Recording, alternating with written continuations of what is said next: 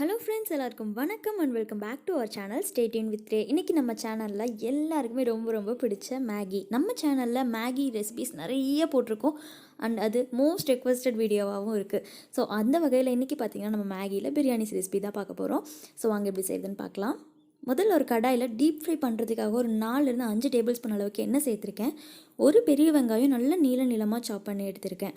அந்த வெங்காயத்தை அப்படியே அந்த எண்ணெயில் போட்டு நல்லா டீப் ஃப்ரை பண்ணி எடுத்துக்கலாம். இந்த மாதிரி கொஞ்சமாக கலர் சேஞ்ச் ஆகி வரணும்.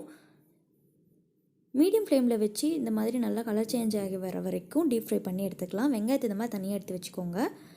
அந்த ஆயில்லையே ஒரு 3 டேபிள் ஸ்பூன் அளவுக்கு இருந்தால் போதும். அதில் ஒரு 1/4 டேபிள் ஸ்பூன் அளவுக்கு சோம்பு போட்டுக்கலாம். அது போக பிரியாணி ஸ்பைசஸ் இருக்கு இல்லையா, பட்டை, கிராம்பு, அப்புறம் ஸ்டார் பட்டை இதெல்லாம் சேர்த்துக்கிறேன்.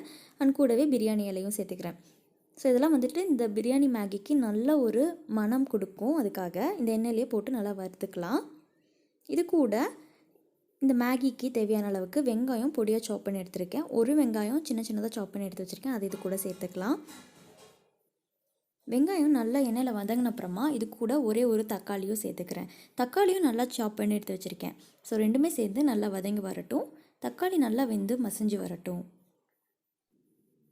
இப்போ நம்ம போட்ட வெங்காயம் தக்காளி எல்லாமே நல்லா வெந்து வந்ததுக்கப்புறமா இது கூட ஒரு டேபிள் ஸ்பூன் அளவுக்கு இஞ்சி பூண்டு பேஸ்ட் சேர்த்துக்கலாம். பிரியாணிக்கு கண்டிப்பாக இஞ்சி பூண்டு பேஸ்ட்டோட மனம் ரொம்பவே நல்லாயிருக்கும். இது மிஸ் பண்ணாமல் சேர்த்துக்கோங்க. இது எல்லாமே நல்லா மிக்ஸ் பண்ணி விட்டதுக்கப்புறமா இது கூட 1/4 தயிர், இது ஒரு 1 டேபிள் ஸ்பூன் அளவுக்கு இருக்கும். இந்த தயிர் ஆட் பண்ணி நல்லா இது கூடவே சேர்த்து மிக்ஸ் பண்ணிக்கலாம். தயிர் ஆட் பண்ணும்போது அடுப்பை குறைவான தீயில் வச்சுக்கோங்க. இப்போ இது கூட மசாலாஸ்லாம் சேர்த்துக்கலாம். இது கூட பார்த்திங்கன்னா 1 டீஸ்பூன் அளவுக்கு மிளகாய்த்தூள், அதே மாதிரி 1 டீஸ்பூன் அளவுக்கு கரம் மசாலா சேர்த்துருக்கேன்.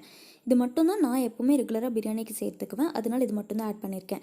நீங்கள் பிரியாணி மசாலா ஆட் பண்ணி தான் பிரியாணி செய்வீங்க அப்படின்னா அது மாதிரியும் செஞ்சுக்கலாம். நான் இந்த மாதிரி தான் செஞ்சுருக்கேன். அண்ட் இது கூட நம்ம பிரியாணி ஸ்பைசஸ்லாம் போட்டிருக்கிறதுனால நான் தனியாக பிரியாணி மசாலான்னு எதுவும் சேர்த்துக்கல. இது கூட இப்போது புதினா, கொத்தமல்லி கொஞ்சமாக சாப் பண்ணி எடுத்து வச்சுருக்கேன். ரெண்டும் சேர்ந்து ஒரு கையளவு இருக்கும். இது ரெண்டையுமே இது கூட போட்டுடலாம். ஸோ இந்த மாதிரி பண்ணும்போது என்ன ஆகும்னா அதோட அந்த ஃப்ளேவர் எல்லாமே அது கூட வறுபடும் போது ரொம்பவே நல்லா கிடைக்கும். இப்போது இதுக்கு தேவையான அளவுக்கு தண்ணி சேர்த்துக்கலாம். நான் இன்றைக்கி 2 மேகி பாக்கெட் இது கூட ஆட் பண்ணிக்க போகிறேன்.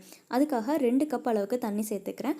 அதாவது அந்த மேகிக்கு ஒன்றுக்கு எவ்வளோ தண்ணி தேவைன்றது பின்னாடி போட்டிருப்பாங்க இல்லையா, அந்த அளவு தான் நான் 2 பேக்கெட்டுக்கு ஆட் பண்ணியிருக்கேன். ஸோ தேவையான அளவு உப்பும் சேர்த்துக்கலாம். தண்ணி நல்லா கொதித்து வந்ததுக்கப்புறமா இது கூட நம்ம மேகி ஆட் பண்ணிக்கலாம். மேகி பார்த்திங்கன்னா நல்லா இந்த மாதிரி உடச்சி வச்சுருக்கேன். ஸோ ஃபுல்லாக அப்படியே சேர்க்காமல் இந்த மாதிரி கொஞ்சமாக கையிலே க்ரஷ் பண்ணி விட்டுக்கோங்க. 2 பேக்கெட் மேகியும் அப்படியே சேர்த்துக்கலாம். இது நல்லா மிக்ஸ் பண்ணி விட்டுக்கலாம். அண்ட் இது கூட வந்துட்டு நமக்குள்ளே டேஸ்ட் மேக்கர் கொடுத்துருப்பாங்களே அந்த மேகி மசாலா, அதையும் இது கூட நம்ம சேர்த்துக்க போகிறோம். இந்த மாதிரி நம்ம உடச்சி சேர்க்கும்போது மேகி வந்து நல்லா சாப்பாடு மாதிரி கொஞ்சம் உதிரியாக, அதாவது பிரியாணி நம்ம பாஸ்மதி ரைஸில் செய்யும்போது எப்படி நமக்கு நீளமாக உதிரியாக கிடைக்கும் இல்லையா, அந்த மாதிரி கிடைக்கும். அதுக்காக தான். ஸோ இதெல்லாம் சேர்த்துட்டு மசாலாவோடு நல்லா மிக்ஸ் பண்ணி விட்டுக்கலாம். இந்த அளவுக்கு தண்ணி கொஞ்சம் பாதியாக குறைஞ்சி வந்ததுக்கப்புறமா அடுப்பு குறைவாக வச்சுக்கோங்க. இந்த ஸ்டேஜில் நம்ம இது கூட முட்டை சேர்த்துக்க போகிறோம். இது கூட நீங்கள் தேவைன்னா எந்த வெஜிடபிள்ஸ் வேணாலும் சேர்த்துக்கலாம். நான் இன்றைக்கி வெறும் முட்டை மட்டும்தான் சேர்த்து செஞ்சு காட்டுறேன். அதே மாதிரி நீங்கள் தேவைப்பட்டால் சிக்கன், மட்டன் அந்த மாதிரி எது வேணாலும் சேர்த்து செஞ்சுக்கலாம். நான் இன்றைக்கி 3 எக் சேர்த்துக்கிட்டேன். இது கூட முட்டை சேர்க்கும்போது அடுப்பு குறைவான தீயில் தான் இருக்கணும். இதுக்கப்புறம் நீங்கள் வந்து தீ வந்து அதிகப்படுத்தி வைக்கக்கூடாது. ஸோ முட்டைக்கு தேவையான அளவுக்கு உப்பு சேர்த்துட்டு இதை நம்ம மூடி வேக வைக்க போகிறோம். இந்த பிரியாணிக்கு இதுதான் நமக்கு வந்து தம் போடுற மாதிரி. ஸோ இது மூடியே நம்ம அந்த முட்டை எல்லாமே மேலே வெந்துடும். அதே மாதிரி குறைவான தீயில் வைக்கிறதுனால நமக்கு அடி பிடிக்காது. முட்டை நல்லா வெந்துருச்சான்னு இந்த மாதிரி செக் பண்ணிக்கோங்க. அதே மாதிரி அடியில் பார்த்திங்கன்னா நான் எடுத்து பார்த்தேன், கொஞ்சம் கூட அடி பிடிக்கல. ரொம்பவே கரெக்டான பதத்தில் வெந்திருந்தது. ஸோ மேலே கொத்தமல்லி அண்ட் நம்ம ஃபஸ்ட்டு ஃப்ரை பண்ணி எடுத்து வச்சுருந்தோம் இல்லையா ஆனியன், அதையும் இது மேலே சேர்த்துக்கிட்டேன்.